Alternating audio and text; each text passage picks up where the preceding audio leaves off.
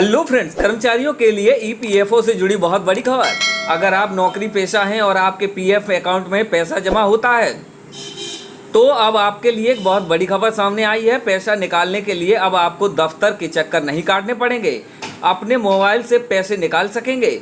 सरकार इस बारे में बड़े पैमाने की तैयारी कर रही है।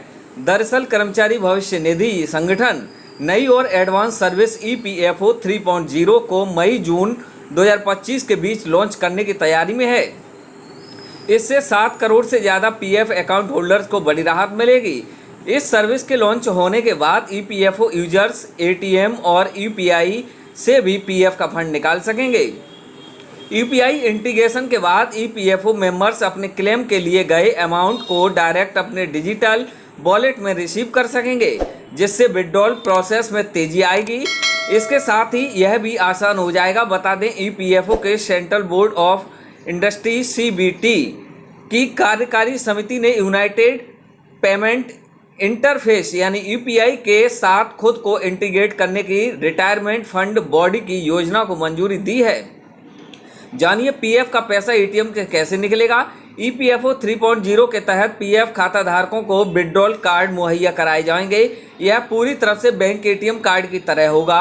यह कार्ड पीएफ अकाउंट से लिंक रहेगा। जितनी राशि निकालनी है उसके लिए ऑनलाइन क्लेम करना होगा।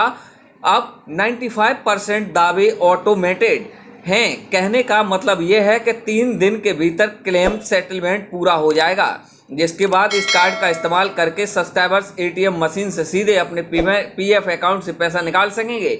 ईपीएफ विड्रॉल से जुड़ी जरूरी बातें, आप इन बातों को नहीं भूलें।